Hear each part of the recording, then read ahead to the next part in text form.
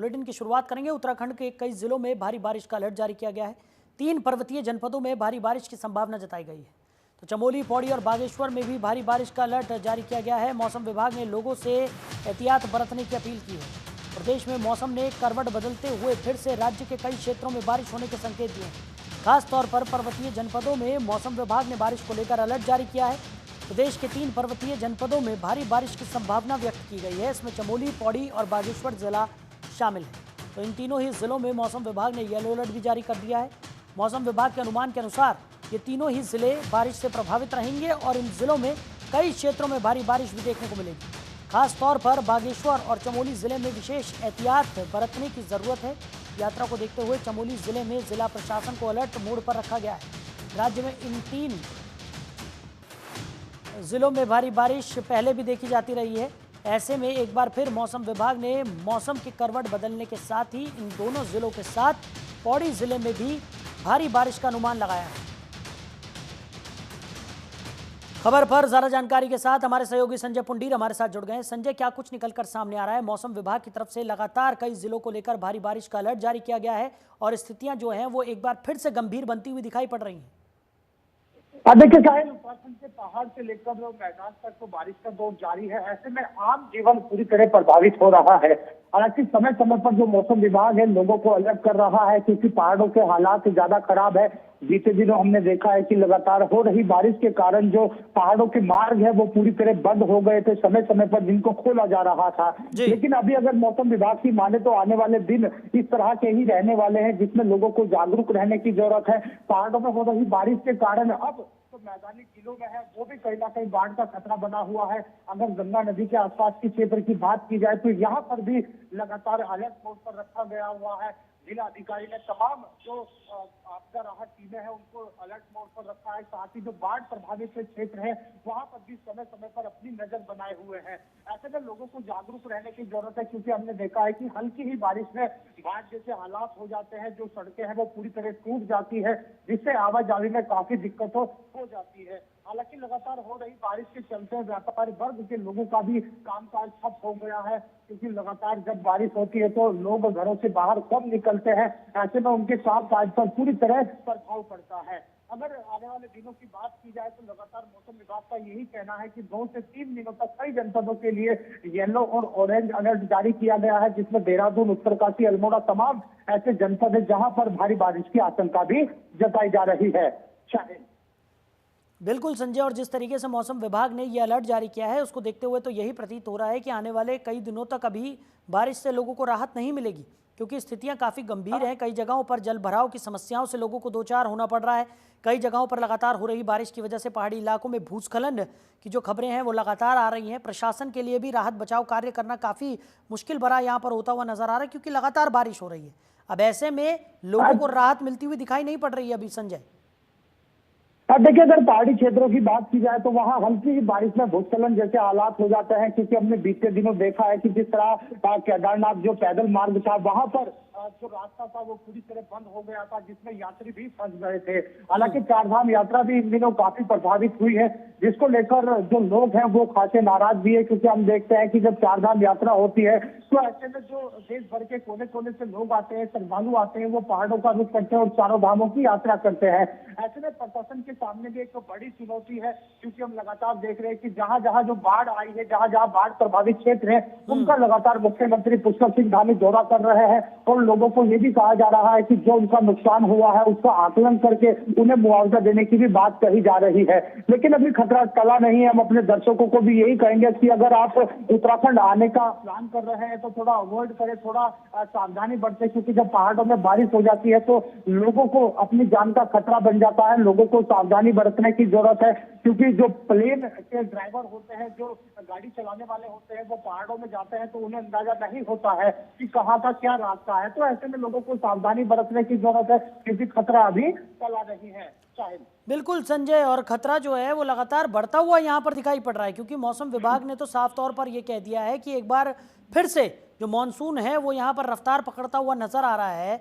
और जिस तरीके से लगातार हो रही बारिश ने लोगों की मुसीबतों को यहाँ पर बढ़ा दिया है, क्योंकि कई जगहों पर हम देख रहे हैं कि आवागमन लोगों के लिए बेहद मुश्किल हो गया है। जल जमाव की समस्या से लोगों को दो चार होना पड़ रहा है। पहाड़ी क्षेत्रों की बात करें, लैंडस्लाइड लगातार हो रही है। राहत बचाव कार्य यहाँ पर करने की कोशिश की जा रही है, लेकिन उसमें भी काफ़ी ज़्यादा अड़चनें यहाँ पर देखने को मिल रही है, क्योंकि लगातार बारिश हो रही है और मलबा जो है वो पहाड़ों से लगातार सड़कों पर आ रहा है। कई मार्ग यहाँ पर अवरुद्ध हो गए हैं। ऐसे में आवागमन खासा प्रभावित हुआ है और पर्यटन नगरी है उत्तराखंड, तो काफ़ी ज़्यादा प्रभाव पड़ रहा होगा यहाँ पर।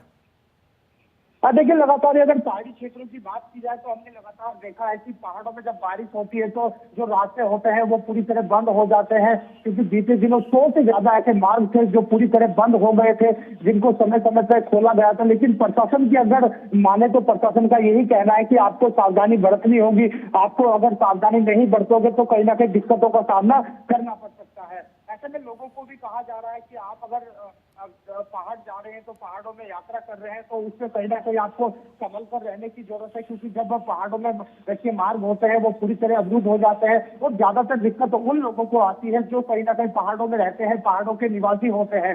तो लगातार लोगों को सावधानी बरतने की जरूरत है, क्योंकि अगर उत्तरकाशी की बात की जाए, अल्मोड़ा की बात की जाए, पिथौरागढ़ की बात की जाए तो वहां पर तमाम जो रास्ते थे वो पूरी तरह बंद हो गए थे, जिसको समय समय पर खोला गया था। और जिला प्रशासन का भी यही कहना है कि रास्तों को खोला जा रहा है, क्योंकि पहाड़ों के जो पहाड़ होते हैं वो हल्की ही बारिश में जो मलबा होता है वो नीचे गिर जाता है, जिससे रास्ता पूरी तरह बंद हो जाता है। तो लोगों को सावधानी बरतने की जरूरत है, संभल कर रहने की जरूरत है। साहिल, चलिए संजय, हमारे साथ जुड़ने के लिए, इन तमाम जानकारियों के लिए आपका बहुत शुक्रिया। वहीं उत्तरकाशी से बड़ी खबर सामने आ रही है। गंगोत्री राष्ट्रीय राजमार्ग पर लैंडस्लाइड हुई है, तो बंदरकोट के पास ये भूस्खलन हुआ है। आवागमन में खासा दिक्कतों का सामना यहां पर लोगों को करना पड़ रहा है। तो उत्तरकाशी से इस वक्त की बड़ी खबर आपको बता रहे हैं। गंगोत्री राष्ट्रीय राजमार्ग पर लैंडस्लाइड हुआ है, बड़ी खबर। तो बंदरकोट के पास ये भूस्खलन हुआ है। भूस्खलन की वजह से आवागमन काफ़ी ज़्यादा प्रभावित होता हुआ नजर आ रहा है। बड़ी खबर आपको बता रहे हैं, कई जगहों पर लगातार हो रही बारिश ने मुश्किलें यहां पर बढ़ा दी हैं। तस्वीरें आपको दिखा रहे हैं, उत्तरकाशी में ये लैंडस्लाइड हुई है, जिसकी वजह से गंगोत्री राष्ट्रीय राजमार्ग बाधित हो गया है और आवागमन करने में लोगों को खासा परेशानियों का सामना करना पड़ रहा है। हालांकि प्रशासन की तरफ से लगातार कोशिश की जा रही है कि रास्तों को सुचारू किया जा सके, लेकिन लगातार हो रही बारिश ने आफत को काफ़ी ज़्यादा बढ़ा दिया है। पहाड़ी इलाकों से लेकर मैदानी इलाकों तक लगातार बारिश का कहर देखने को मिल रहा है। उत्तरकाशी की तस्वीरें हम आपको दिखा रहे हैं, जहां पर भारी लैंडस्लाइड हुई है और राष्ट्रीय राजमार्ग अवरुद्ध हो गया है। गंगोत्री राष्ट्रीय राजमार्ग पर यह लैंडस्लाइड हुई है, जिससे कि रास्ता बंद हो गया है और आवागमन काफ़ी ज़्यादा प्रभावित हुआ है। तो गंगोत्री राष्ट्रीय राजमार्ग पर यह लैंडस्लाइड हुई है।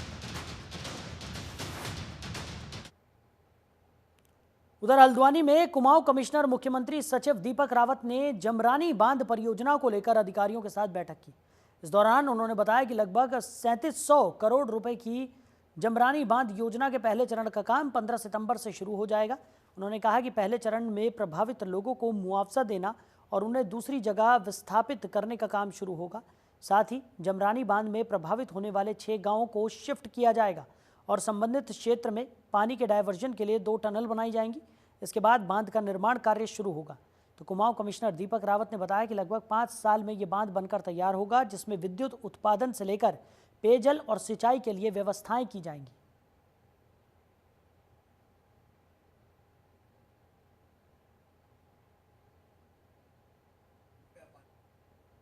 रानी का जो प्रोजेक्ट है, आप जानते हैं कि इरिगेशन प्रोजेक्ट है और ड्रिंकिंग वाटर, 2 कंपोनेंट्स हैं इसके, और इसमें टेंडर अवार्ड हो चुका है। काम अब शुरू होना है। जो टोटल प्रोजेक्ट टाइम है ये 5 साल का है और अभी जो काम होने हैं, एक तो फिजिकल काम जो डैम पे होना है वो है, और दूसरा जो इसका पार्ट है वो रिहैबिलिटेशन का। यहाँ पे जो गाँव अफेक्ट हो रहे हैं उनके अलग अलग कैटेगरीज हमने बनाई थी। सबसे एक कैटेगरी तो वो है जो यहाँ से फिजिकली उनको हम यहाँ से दूसरी जगह दे रहे हैं। किच्छा में उस साइट को भी मैं देख के आया हूँ। तो पहले फिजिकल की बात करते हैं, तो सितंबर 15 के आसपास से जो एजेंसी है वो काम करना शुरू करेगी, जिसमें सबसे पहले एक रोड बनाई जाएगी, वहाँ तक का पहुँच मार्ग है। पहुँच मार्ग जाने के लिए उसमें जो कुछ पेड़ों का कटान होना है उनको वन निगम को एग्जीक्यूट करना है वो काम शुरू किया जाएगा। कुछ एक्सप्लोजिव्स की परमिशन है जो भी पेंडिंग है, कुछ फॉरेस्ट के लेवल पे, कुछ डीएम्स के लेवल पे, इसको करवाया जाना। वहीं हरिद्वार दौरे पर रहे शहरी विकास मंत्री प्रेमचंद अग्रवाल ने एचआरडीए द्वारा बनाए जा रहे स्पोर्ट्स कॉम्प्लेक्स और स्पोर्ट्स स्टेडियम का निरीक्षण किया। निरीक्षण के दौरान हरिद्वार रुड़की के विकास प्राधिकरण के उपाध्यक्ष अंशुल सिंह समेत तमाम अधिकारी मौजूद रहे। एचआरडीए के वीसी ने मंत्री को स्पोर्ट्स स्टेडियम और स्पोर्ट्स कॉम्प्लेक्स की विशेषताओं के बारे में बताया। तो मंत्री प्रेमचंद अग्रवाल हरिद्वार रुड़की विकास प्राधिकरण के कामों की सराहना करते हुए नजर आए। उन्होंने कहा कि स्पोर्ट्स कॉम्प्लेक्स में एक ही छत के नीचे सभी तरह के खिलाड़ियों को अभ्यास करने का मौका मिलेगा, जिससे स्थानीय प्रतिभाओं में निखार आएगा। भारत की टीम जाती है, माननीय प्रधानमंत्री जी उनको आशीर्वाद देते हैं और उनकी एक भावना है खेलो इंडिया। उसी कंसेप्ट को हमने अपने उत्तराखंड में करने का प्रयास किया है और मैं कह सकता हूँ कि एचआरडीए जो हमारा आवास विभाग का एक अंग है, उसके द्वारा यहाँ पे मुझे तो कहते हुए खुशी हो रही है कि बहुत ही बढ़िया और एक ही छत के नीचे सारे जितने भी स्पोर्ट्स एक्टिविटी है यहाँ पे हो सकेंगी। खिलाड़ी जब आएंगे तो एक ये हरिद्वार जिस जगह पे मैं खड़ा हूँ, यहाँ की जो बात है वो, क्योंकि ये आप जानते हैं तीर्थ नगरी है, लेकिन स्पोर्ट्स के नाते भी इसको फिर जाना जाएगा। तो मैं एचआरडी को बहुत साधुवाद दे रहा हूँ। अभी लगभग 1 महीना और बाकी है, जिसके बाद ये इसका लुक सामने आएगा। देखिए, मंत्री जी ने काफ़ी इसमें हमें सराहना की और पीठ भी थपथपाई। उन्होंने बोला एक अच्छा इनोवेटिव स्टेप है कि आपने हर चीज़ को ऑक्यूपाई किया है और कोशिश करिए 1-2 स्पोर्ट्स आप और ले सके। इसमें वॉलीबॉल का उन्होंने स्पेशल मेंशन किया। यहाँ 5 badminton court, 2 squash court, 3 cricket pitches, 2 lawn tennis court, 2 floor का जिम, 1 योगा और मेडिटेशन सेंटर और ऊपर फुटसल कोर्ट है हमारा। तो ये बेसिकली 6-7 गेम की हम सुविधा दे रहे हैं। इसके साथ ही साथ इसमें इंटरनल ड्रेनेज है, फायर सेफ्टी है, फायर एग्जिट है और हम कोशिश कर रहे हैं, कैफेटेरिया भी है इसमें, कि और भी अगर जो हमारे पास एम्प्टी स्पेस है, अगर हमें कुछ भी छोटी सी स्पेस एम्प्टी मिल रही है, उसे कैसे हम किसी स्पोर्ट्स में यूटिलाइज कर सकें, तो वो हम कर रहे हैं। जैसे फॉर एग्जांपल अभी रिसेंटली वी हैव डिसाइडेड कि टेबल टेनिस भी इसी बिल्डिंग में यूज कर लेंगे। तो और सामने आप देखेंगे तो हमारे पास भल्ला स्टेडियम है, जो हरिद्वार का एक पहले से भी प्रतीक रहा है, एक चिन्ह रहा है एक तरीके से कि भल्ला स्टेडियम, उसमें भी आप देखें एक नए रूप में आ रहा है। तो क्रिकेट एसोसिएशन ऑफ उत्तराखंड से हमारी बात चल रही है, वो कैंप्स लगाने की हम बात कर रहे हैं। तो उधर अंडरवर्ल्ड डॉन प्रकाश पांडे को अल्मोड़ा जेल में जूना अखाड़े की तरफ से दीक्षा दिए जाने और मठाधीश बनाए जाने का मामला विवादों में आ गया है। इस मामले का जूना अखाड़े के अंतर्राष्ट्रीय संरक्षक श्री महंत हरिगिरी ने संज्ञान लिया। उन्होंने कहा कि उन्हें अंडरवर्ल्ड डॉन प्रकाश पांडे को अल्मोड़ा जेल में दीक्षा दिए जाने का कोई जानकारी प्राप्त नहीं हुई। उन्होंने इसे गलत भी ठहराया और मामले की जांच करने की बात भी कही।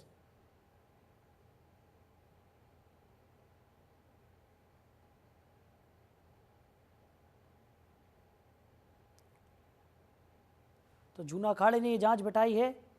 डॉन प्रकाश पांडे के मामले में ये जांच बिठाई गई है। तो बता दें कि डॉन प्रकाश पांडे को जेल में दीक्षा देने का ये पूरा मामला है, जिसको लेकर ये जांच बिठाई गई है। मेरा कहने का अर्थ आपसे मैं पूछ रहा हूं, आपको पर 1000 मुकदमा लगा दिए जाए तो क्या आपके संपत्ति का वारिस बनना चाहिए कि नहीं बनना चाहिए? नहीं। मेरा कहने का अर्थ है कि आपकी संपत्ति है या भारत सरकार रिजर्व रखी हो। नहीं, हमारा नियम है कि उसकी इच्छा, महाराज आप हमको एक बार कह कि हमारी कोई इच्छा है, क्योंकि उसको किसी प्रकार का जूना अखाड़ा अभी तक उसको जानकारी ही नहीं है। नहीं, सच तो ये है, क्योंकि हमने इनसे पूछा, किससे, ये जितने से पूछा उनको हमारे हमको पता ही नहीं है।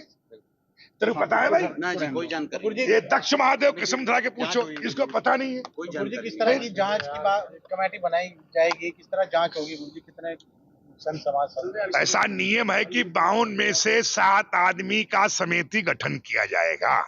5 आदमी की रिपोर्ट को महत्व दिया जाता है। जो 5 आदमी कहते हैं कि वहां गलत किया गया है और कहीं पैसा लिया गया है, किसी प्रकार का आदान प्रदान हुआ है, किसी प्रकार का लोभ लालच में किया गया है, तो निरर्थक जो किया वो भी जूना अखाड़े से बाहर जाएंगे, कठोर कार्रवाई किया जाएगा। उधर हरिद्वार में बिगड़ती कानून व्यवस्था को लेकर आम आदमी पार्टी ने सड़कों पर उतरकर अपना विरोध दर्ज कराया। पार्टी कार्यकर्ताओं ने जटवाड़ा पुल से कोतवाली ज्वालापुर तक विरोध मार्च निकाला। इस दौरान आप नेताओं ने प्रदेश में अपराध की बढ़ती घटनाओं पर चिंता व्यक्त की और पुलिस व्यवस्था में सुधार की भी मांग की। आपके जिलाध्यक्ष संजय सैनी ने कहा कि प्रदेश में आए दिन हो रही अपराध की घटनाओं से जनता में भय का माहौल है। उन्होंने लोकायुक्त की नियुक्ति और पुलिस व्यवस्था को दुरुस्त करने की मांग की। सैनी ने चेतावनी दी कि अगर हाल ही में हुई लूट की घटना का जल्द खुलासा नहीं होता तो वो भूख हड़ताल और अनिश्चितकालीन धरने पर मजबूर होंगे। तो आम आदमी पार्टी ने साफ तौर पर कहा कि प्रदेश सरकार को कानून व्यवस्था सुधारने के लिए जल्द कदम उठाने चाहिए, वरना विरोध और तेज कर दिया जाएगा। लगातार शहर में कानून व्यवस्था बिगड़ रही है, रोज अपराध हो रहे हैं। 1 तारीख को शहर के बीचों बीच रानीपुर मोड़ पे जो अपना पॉश इलाका है और जहां से मात्र 200 मीटर की दूरी पर पुलिस पिकेट है, वहां पे बिना कोई मास्क लगाए डकैतों ने खुलेआम डकैती डाली है। उनके हौसले इतने बुलंद थे कि किसी भी तरह का उन्होंने मास्क वगैरह नहीं लगा रखा था। हरिद्वार की पुलिस का बिल्कुल भी उनको खौफ नहीं था। और उसके 2 दिन पश्चात फिर जो है अवधूत मंडल के सामने मॉर्निंग वॉक के समय एक हमारी बहन की गले से खुलेआम जो है हथियार दिखा के चैन छीनी गई। तो इन सबसे बिल्कुल क्लियर है कि शहर में कानून व्यवस्था बिल्कुल बिगड़ी हुई है। अपराधियों के और डकैतों के हौसले पूरे बुलंद हैं। व्यापारियों में काफी रोष है, जनता में काफी रोष है और जो हमारी बहनें महिलाएं वो अपने आप को काफी असुरक्षित महसूस कर रही है। तो इस विरोध प्रदर्शन के माध्यम से हम पुलिस प्रशासन को जो है ये आगाह करना चाहते हैं कि शीघ्र से शीघ्र कानून व्यवस्था को दुरुस्त किया जाए और ये जो डकैती हुई है और जो चोरी हुई है इनके अपराधियों को पकड़ा जाए और जो भी चोरी हुई है और डकैती हुई है उसकी 100% सामान की रिकवरी की जाए। तो प्रदेश में लगातार बिगड़ती हुई कानून व्यवस्था और बेलगाम अफसरशाही को लेकर अब कांग्रेस बड़े आंदोलन की रणनीति बना रही है। जल्द ही कुमाऊं में कांग्रेस बड़ा आंदोलन करने जा रही है। इसको लेकर हल्द्वानी में कांग्रेस के वरिष्ठ नेताओं और संगठन के पदाधिकारी और कार्यकर्ताओं के बीच एक अहम बैठक हुई, जिसमें आगे की रणनीति को तय किया गया।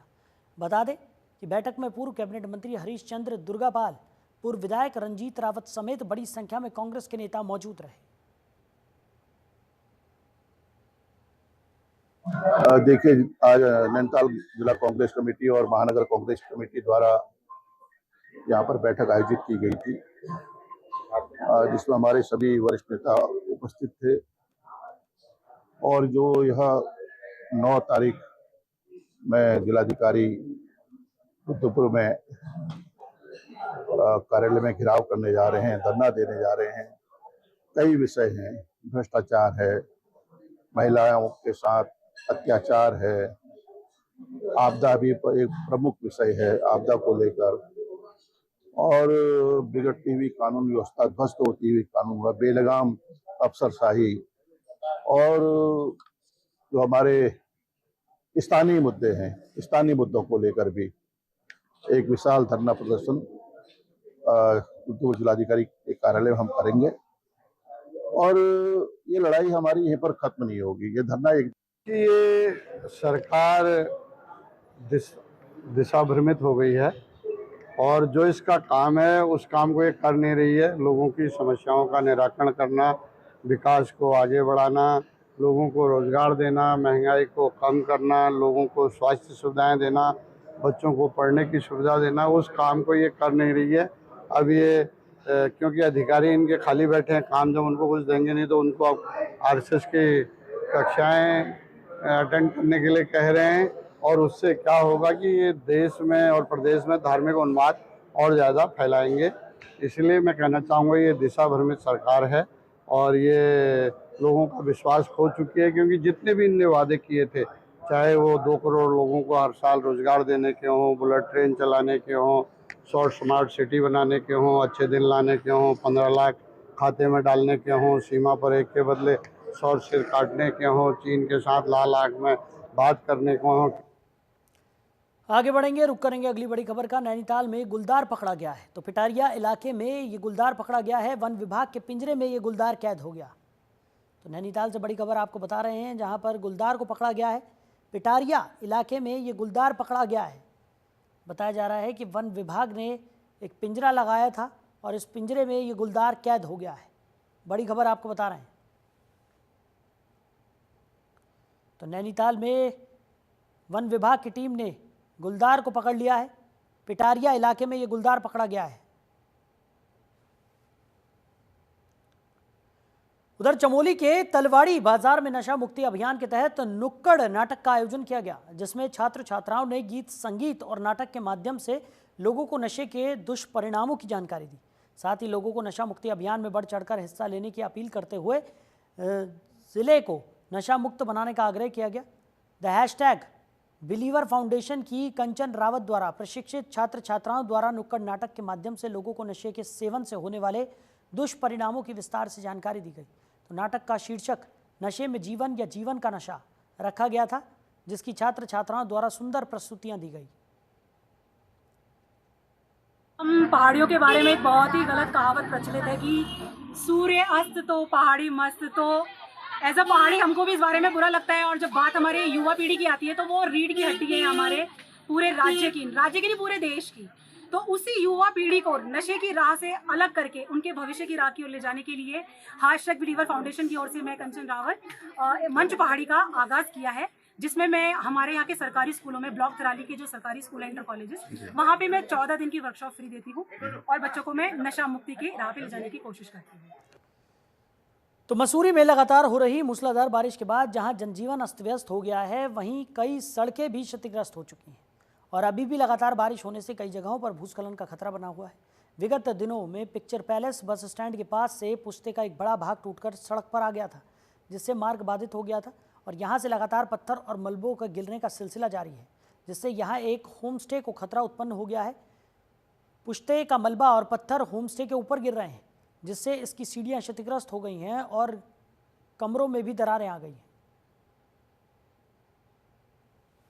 ये 1 तारीख की रात को जो बहुत ज़्यादा बारिश हुई, उससे जो है ऊपर बिल्डिंग है, उस बिल्डिंग की जो पुश्ता है वो सारा गिर करके छत के ऊपर आ गया और सीढ़ियाँ वगैरह सारी टूट गई। और जिस वजह से रात दिन बारिश हो रही है तो रात को भय बना हुआ है, बहुत ज़्यादा डर बना हुआ है। अब सरकार से मुआवजे की बात हुई थी, नायब तहसीलदार आए थे, उन्होंने कहा कि हमारे यहाँ कुछ ऐसा नहीं है। जो उसकी राशि है, मुआवजे की धनराशि जो है वो बताने लायक नहीं है, शर्मसार वाली बात है। तो 800 रुपये जो है पूर्ण ध्वस्त, अगर दीवार गिरेगी तो 800 रुपये मिलेंगे और पूरा ध्वस्त हो जाएगा तो तब 4000 रुपये मिलेंगे। तो पूरा मकान तो अभी ध्वस्त नहीं हुआ, लेकिन ऐसी स्थिति बनी हुई है जिस हिसाब से बारिश हो रही है उस हिसाब से तो खतरा ये बना हुआ है कहीं पूरी बिल्डिंग ना नीचे आ जाए। अंदर कमरों में दरारें पड़ चुकी हैं और सीढ़ियाँ टूट चुकी हैं। हाँ, जिससे कोई मदद करने को तैयार नहीं है और सरकार का वही है मुआवजा वाला। तो मुआवजा तो आपको मैंने बता दिया, बड़ी शर्म वाली बात है, वो बताने में भी अच्छा नहीं लग रहा है कि 800। उधर उधम सिंह नगर के जंगलों में गश्त पर गए वन कर्मियों की लकड़ी तस्करों से मुठभेड़ हो गई। इस दौरान रेंजर समेत 3 कर्मचारियों को गोली लगी। तीनों घायलों को हॉस्पिटल ले जाया गया। हालांकि इस दौरान मौका पाकर वन तस्कर फरार हो गए। जानकारी के मुताबिक वन कर्मियों की टीम गश्त पर निकली हुई थी, तभी तराई केंद्रीय वन प्रभाग की पीपल पड़ाव रेंज में वन विभाग की टीम का सामना लकड़ी तस्करों से हो गया। लकड़ी तस्करों ने वन कर्मियों को देखते ही उन पर फायरिंग कर दी। इस फायरिंग में रेंजर रूप नारायण गौतम समेत 2 अन्य वन कर्मियों को गोली लगी। इस बीच मौके का फायदा उठाकर वन तस्कर बाइक पर फरार हो गए। वन विभाग की टीम आरोपी की तलाश में जुटी हुई है। बता दें कि हाल ही में वन विभाग की टीम ने एक वन तस्कर को गिरफ्तार किया था। वन विभाग की टीम लगातार जंगलों में गश्त कर लकड़ी तस्करों के मंसूबों को नाकाम करने में लगी हुई है।